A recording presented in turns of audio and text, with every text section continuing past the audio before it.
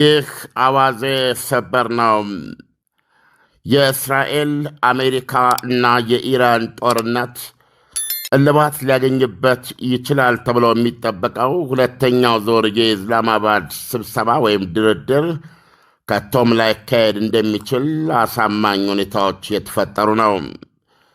ወዲህ የኢራን የመንግሥት መገናኛ ብዙሃን ሀገሪቱ በዚህ በሁለተኛው ዙር ድርድር ላይ ለመካፈል አላቀደችም የሚል ዘገባ እየሰጡ ነው። አሁን ከመሸም በኢትዮጵያና በኢራን መካከል ያለው የሰዓት አቆጣጠር ልዩነት 30 ደቂቃ ብቻ ነው። ከዚህ አንጻር በዚህ ከእኩለ ሌሊት በኋላ የምንሰማው ዜና የሚያረጋግጠው ይሄን ነው። በእንቅርት ላይ ጆሮ ደግፍ እንዲሉ ደግሞ የፕሬዚደንት ዶናልድ ትራምፕ መግለጫ ጆሮ ጭው የሚያደርግ ሆኗል። ፕሬዚደንት ዶናልድ ትራምፕ ዩኤስኤስ ስፕሩዋንስ የተባለች ዲስትሮየር የሚባለው የጦር መርከብ አይነት ናት።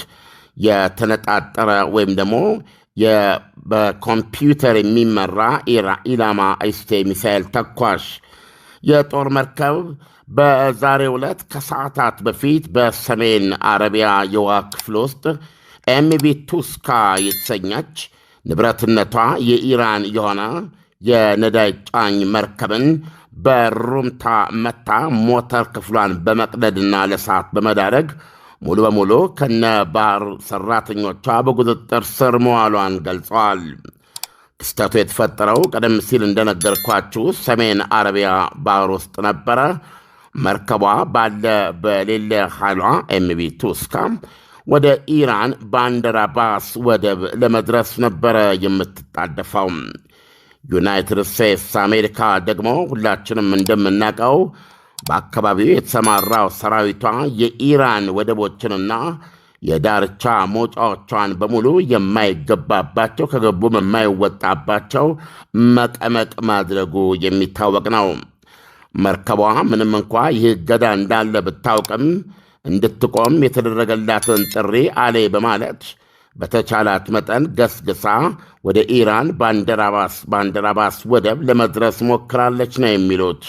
6 ሰዓት የፈጀ ክትትልና ፍልሚያ ነው ይላሉ። ውጤቱም ኤምቪ ቱስካ የሞተር ክፍሏ እሳት ተነስቶም ባህር ኃይሎቿ ከውስጡ በአስቸኳይ እንዲወጡ አሜሪካ የጦር መርከብ በሰጠችው ማሳሰቢያ መሠረት ሁኔታው በቁጥጥር ስር ውለው ኤምቪ ቱስካ አሁን በዩናይትድ ስቴትስ አሜሪካ ቁጥጥር ስር ውላለች።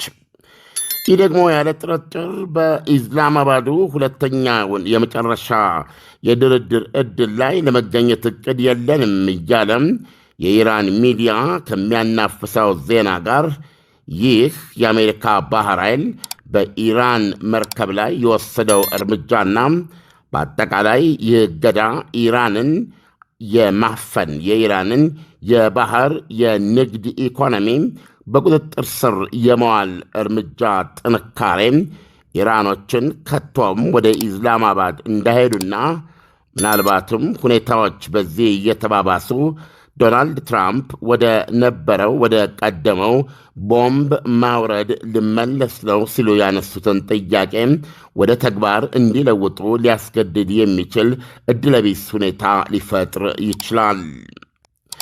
አሁን ከዚህ ከቢቢሲ እንደምናነበው ከሆነ የዩናይትድ ስቴትስ የማዕከላዊ እዝ እንደሚለው ከሆነ ለኢራኗ መርከብ እንድትቆም ከበቂ በላይ የሆነ ማስጠንቀቂያ ተሰጥቷት ነበረ።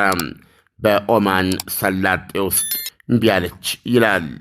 በመጨረሻ የአሜሪካ ባህር ኃይል ባለችበት ወይም ግስጋሴዋን እንድትገታ የሚያደርግ ጠንካራ ተኩስ በመክፈት የሞተር ክፍሏን በውስጥ ትልቅ ቀዳዳ የፈጠረ የጥይት እሩምታ ተኩሷል። 5 ኢንች ከሆነ ካነን የመድፍ ልሳን ውስጥ የወጣ ጥይት ነው። ዶናልድ ትራምፕ በሰጡት መግለጫ መርከቧን የአሜሪካ ታጋች ካስተዲ ሆናለች ብለዋል። በተመሳሳይ እንደምታወቁት በቀደመው ዜናችን ላይ እንደተናገርነው ዩናይትድ ስቴትስ አሜሪካ አሁን ይፋ አድርጋለች። ምክትል ፕሬዚዳንት ጄዲ ቫንስ የሚመሩትና የተለመዱት ከይቅርታ ጋር ኮቴ መናና ተብለው ሊገለጹ የሚችሉ እስካሁን ያደረጓቸው ድርድሮች አንዱም ቦታ ላይ የተሳካላቸው ስላልሆነ ነው። ከዩክሬን እስከ ኢራን እንደዚሁም ምናልባትም እስከ ጋዛ ማለት ይቻላል የፕሬዚደንቱ ልዩ መልእክተኞች ናቸው እነዚህ ኮቴ መናና ያልኳቸው። ስቲቭ ዊትኮፍና አማቻቸው ጃሬድ ኩሽነርን ጨምሮም በነገው ዕለት ምሽት ወደ ኢስላማባድ እንደሚበሩ አሜሪካ አረጋግጣለች። ይሁንና ኢራን ወደዛ እንደምትሄድ አሁንም ማረጋገጫ አልሰጠችም። ክፍት ሆኖ የቆየ ቢሆንም አሁን እንግዲህ በኢትዮጵያ እና በኢራን መካከል ያለው የሰዓት አቆጣጠር ኢራን በ30 ደቂቃ ትቀድመናለች። ይሄ ትኩስ ዜና ነው። አሁን ማነብላችሁ ለምንስ ይሄዳለው የመሄድ እቅድ የለኝም የሚል መግለጫ ነው የሰጠችው በሀገሪቱ ሚዲያ። ኢራንስ ስቴት ሚዲያ says Tehran has no plans for now to participate in the talks although no official has clarified Iran's position yet ነው የሚለው።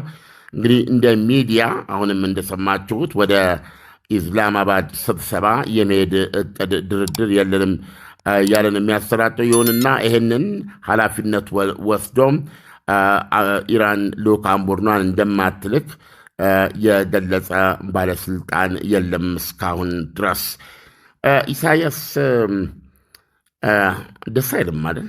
ዓለም ምንም ደስ የሚል ነገር የለውም። በእርግጥ እስካሁን ባለው ተጨባጭ ሁኔታ ኢራን በመልካም ፈቃዷ ነው ወይ ወደ ድርድር የመጣቸው? ሁኔታዎች አስገድደዋት አይደለም ወይ ወደ ድርድር የመጣቸው? እና አሁን የደረሰባት ምት ድርድር እንዳትመጣ ሊያደርጋት የሚችልበት ሁኔታዎች አሉ ወይ?